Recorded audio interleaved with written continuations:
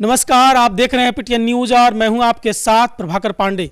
आपको बता दें कि मुंगेर की घटना है जहां एक लड़की की शादी होती है, वो भी मुस्लिम रीति रिवाज के साथ, और महज 4 दिन ही बीतता है और लड़की पर प्रताड़ना शुरू हो जाता है। ये प्रताड़ना ससुराल की तरफ से दहेज को लेकर होता है। जी हाँ, दहेज में लड़की के पिता बहुत सारे सामान देते हैं, पैसा के साथ साथ बुलेट बाइक और फ्रिज कूलर मशीन सब कुछ मिलता है, लेकिन फिर भी महज 4 दिन ही बीतता है और लड़की के साथ प्रताड़ना शुरू हो जाता है। यह प्रताड़ना यहीं तक नहीं रुकता है, 3 तलाक तक चला जाता है। मात्र 3 बार तलाक तलाक तलाक कहने के बाद उसकी शादी टूट जाती है। अब सवाल ये उठता है कि क्या ये कानून का राज जो है वो खत्म हो गया है, सुशासन की राज खत्म हो गया है? इस पूरे मुद्दे पर चर्चा करने के लिए आज मेरे साथ उपस्थित हैं राहुल सर। तो सर, आपका बहुत बहुत स्वागत है मेरा पीटीएन चैनल में। सर आप हम ये पूछना चाहते हैं कि क्या कानून का राज खत्म हो गया है? क्या जिस तरह से लड़की को मात्र 4 दिन ही बिता होता है मात्र शादी का, और प्रताड़ना शुरू हो जाता है, 3 तलाक तक चला जाता है मामला?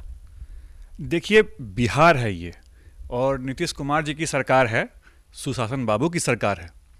तो ऐसा तो नहीं है कि सरकार ध्यान नहीं दे रही है, कानून का अभी भी राज है, लोग कानून से ही चल रहे हैं। हाँ, होता है कुछ मामलों में कानून से अनभिज्ञता की वजह से लोग उसके साथ वैसा कदम उठाते हैं। और जहाँ तक इस मामले में है कि लड़की की शादी हुई है और 4 दिन के बाद तो उसके अगर पिता का बयान हम सुनते हैं, जो कि हमारे पास फुटेज भी है, तो हम उसमें देखते हैं कि उसके पिता ने ये बयान दिया है, महिला के पिता ने ये बयान दिया है, लड़की ने, कि उनको अभी भी न्यायालय पे भरोसा है, सरकार पे भरोसा है। उन्होंने सरकार से और न्यायालय से इस पर उचित निर्णय की और मांग की है, और उन्होंने मांग किया है कि इसका जो भी होगा सरकार सही निर्णय लेगी इस पर। तो कानून का अभी भी अस्तित्व है, लोगों की आस्था भी कानून पे बनी हुई है। देखिए, लड़का के जो पिताजी हैं वो बीएमपी में सिपाही हैं। यदि हम कहें कि कोई अनपढ़ घर की बात हो तो कहा जाए, लेकिन बीएमपी में है, सिपाही हैं उनके लड़का के पिताजी। लेकिन लड़का के पिताजी के द्वारा भी कहा जा रहा है, लड़की के पिताजी के द्वारा कहा जा रहा है कि उसके ससुराल वाले में ससुर, सास और लड़का, ये सारे लोग मिलकर मारे हैं। तो ये 3 तलाक कहाँ तक, ये जो तलाक 3 बार तलाक कह दिया और उखड़ गया, तो ये कहाँ तक जायज है, बताइए। देखिए, तलाक का ऐसा मामला है ना कि जो मुस्लिम रीति रिवाजों में जो शादियां होती है, जिसको निकाह कहते हैं, निकाह के बाद जैसे और भी आप जानते होंगे, एक इसका सिनोनिम्स है, पर्यायवाची है, डिवोर्स। तो डिवोर्स का ही रूप है तलाक। लेकिन तलाक जो है मुस्लिम रीति रिवाजों में उसको तलाक अबिद्दत कहा जाता है, और इसमें होता यह है कि 3 बार तलाक कहने के बाद वो डिवोर्स हो जाता है, पति पत्नी अलग हो सकते हैं। लेकिन इसका एक पूरा प्रोसीजर है, उसको फॉलो करना पड़ता है। एक तो आपके बीच में कोई मध्यस्थता कराने वाले लोग होते होंगे, उनके उपस्थिति में ही आप ऐसा कर सकते हैं।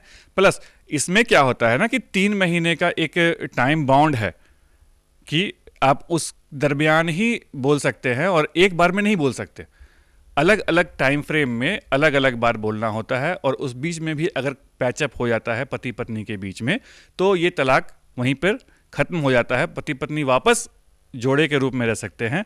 और अगर इस बीच में बात नहीं बनती है, दोनों मन बना लिए होते हैं कि अलग होना ही है, तो इस केस में क्या होता है कि वो जो मध्यस्थता कराने वाले लोग होते हैं, उनकी उपस्थिति में सारा कुछ प्रोसेस होता है, और एक नियम के तहत उनको फिर अलग अलग बांट दिया जाता है।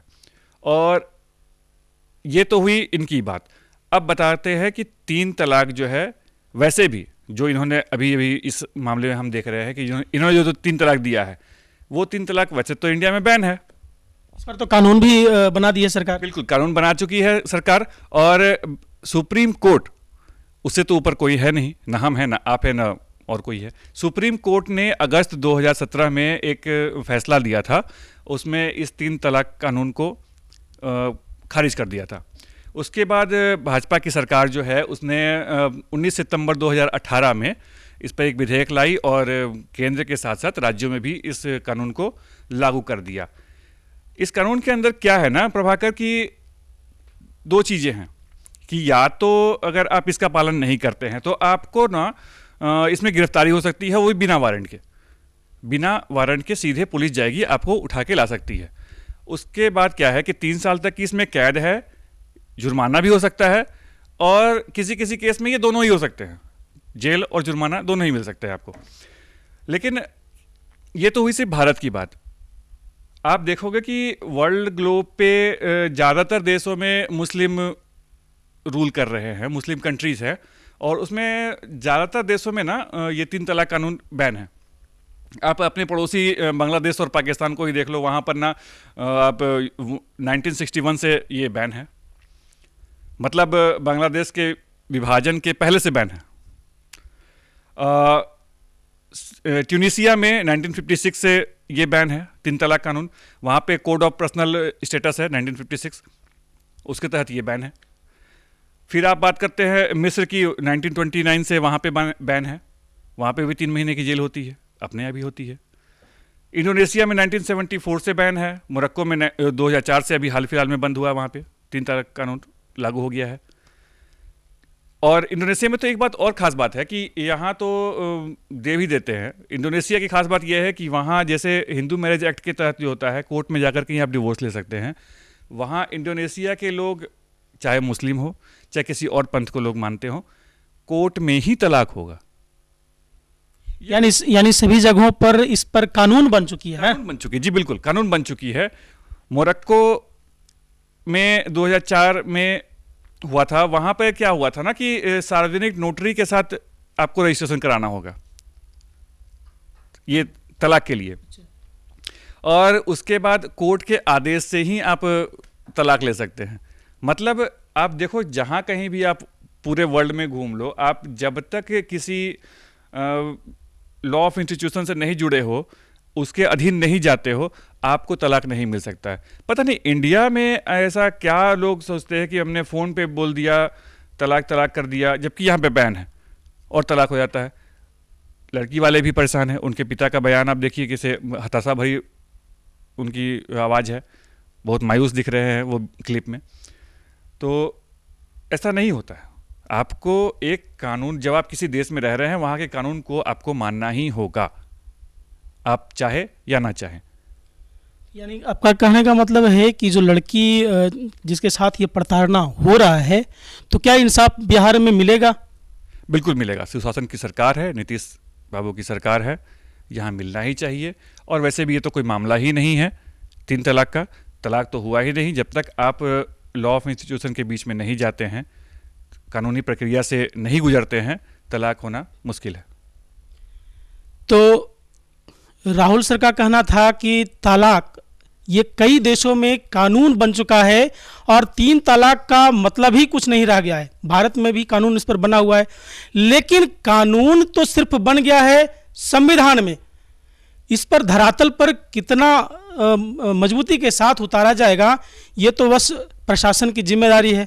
और प्रशासन अभी तक कितने लोगों पर कर रही है, और क्या ये तानिया परवीन को इंसाफ मिलेगा, ये आगे आने वाले समय में मैं बताऊंगा कि क्या उसको मिला है इंसाफ या नहीं।